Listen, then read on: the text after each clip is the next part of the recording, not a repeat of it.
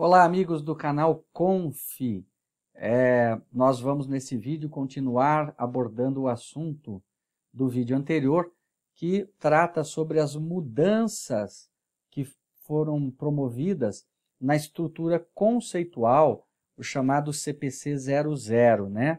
Veja que ela chamava-se antes estrutura conceitual básica e agora passa a se chamar estrutura conceitual para relatório financeiro. Estou até com ela aqui sobre a mesa. E então essa mudança até no nome, ela já começa dentro de um escopo, de um objetivo um pouquinho diferente, de tratar as informações, de tratar os itens como informações financeiras e não mais contábil-financeiras. Então isso, na verdade, era um ajuste, uma correção necessária.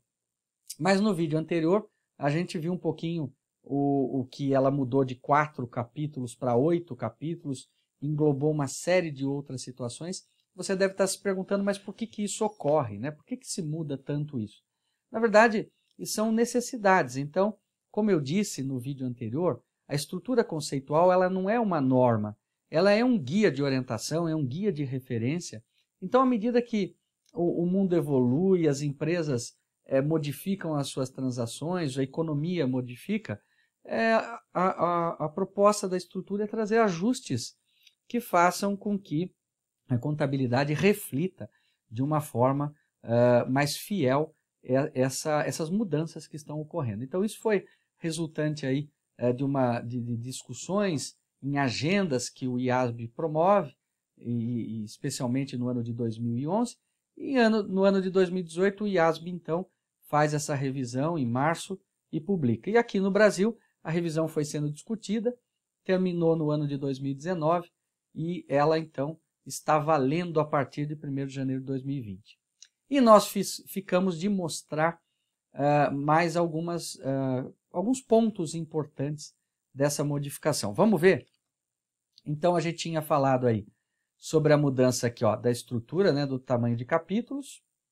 Falamos quais foram as principais alterações em objetivos, na descrição da entidade que relata, nas definições de ativo, passivo, patrimônio, receita e despesa, no estabelecimento de critérios para inclusão e remoção ou desreconhecimento de ativos e passivos, e na ampliação e detalhamento das bases de mensuração. Daqui eu acho 2 pontos muito importantes que a gente podia discutir aqui hoje. O primeiro são essas mudanças na definição de ativo e passivo, né? E de receita, despesa e patrimônio, que isso aqui nos impacta muito. E a ampliação das bases de mensuração também acho que vale a pena. Então vamos lá. Bom, o que é que mudou? Ativo não é mais ativo?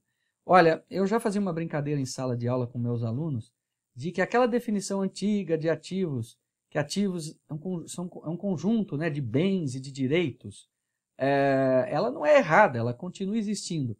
Porém, nem todo bem, nem todo direito é um ativo. Então, na revisão anterior, no CPC 00, ele já dizia que ativos são recursos controlados pela entidade como resultado de eventos passados e do qual se espera que fluam futuros benefícios econômicos. Então, veja, não bastava ser um bem ou ser um direito, ele tinha que atender essa disposição. Ele tinha que ser um recurso, de fato, estar sob controle da entidade, ou seja, ela assumir riscos e benefícios sobre esse ativo, e ela tinha que receber algum benefício econômico futuro com isso, seja pela venda ou seja pelo uso desse ativo. Bom, muito bem, ativo, então, teve uma definição um pouco mais robusta, vamos dizer assim, do que simplesmente dizer que é um bem ou é um direito. Agora, na revisão atual, o que é que aconteceu? Olha só, ele mudou a definição de ativo para que ativo é um recurso econômico. Quer dizer, ele já coloca a questão do econômico aqui, presente, quer dizer, ele já existe, então é um recurso econômico que está com a empresa, controlado por ela, mantendo, portanto, a descrição de controle, como resultado de evento passado.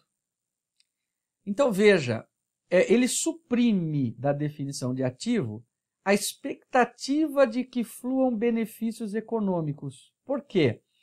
Porque se ele já é um recurso econômico presente, naturalmente é muito certo que esses benefícios fluam. Então ele faz um ajuste fino da definição de ativo aqui. E o passivo? Olha lá, a definição anterior são obrigações presentes da entidade, quer dizer, ela já está obrigada, resultante de algo que aconteceu no passado, cuja liquidação espera que resulte na saída de recursos da entidade capazes de gerar benefício econômico. Então, veja, obrigação presente, resultado de eventos passados e que vai exigir um sacrifício econômico futuro. O que mudou? Passa a ser uma obrigação presente, até aí tudo bem, de transferir um recurso econômico como resultado de eventos passados. Veja que também deu só uma ajustada no texto, mas, quer dizer, é uma obrigação que eu tenho hoje, uma obrigação de transferir um recurso econômico como resultado de um evento passado. Então, por exemplo, se o seu funcionário trabalhou o mês inteiro para você, chegou final de janeiro, você vai pagá-lo em fevereiro, quinto dia útil. Na sua contabilidade, você já vai reconhecer uma obrigação. Por quê? Porque ela já é uma obrigação presente, você vai ter que transferir um recurso econômico para pagar esse funcionário, resultado do trabalho dele que foi feito no passado. E patrimônio é o interesse residual nos ativos da entidade depois de deduzidos todos os seus passivos. Era isso a definição na versão anterior. Veja, interesse residual nos ativos da entidade depois que se deduzam os passivos. Então, pegava o ativo, tirava o passivo, o que sobrou é patrimônio. Agora, ele diz que é a participação, ele tira a expressão interesse e coloca como participação de fato residual nos ativos da entidade após deduzir os passivos. Então, são pequenos ajustes, mas que vale a pena que nós tenhamos uma compreensão do porquê dessas alterações. Outro ponto que chamou bastante a atenção foi que nós temos hoje várias bases de mensuração aceitas pelas normas de contabilidade, né? E na versão anterior, ele descrevia e detalhava muito pouco essas bases e citava somente uma ou duas delas.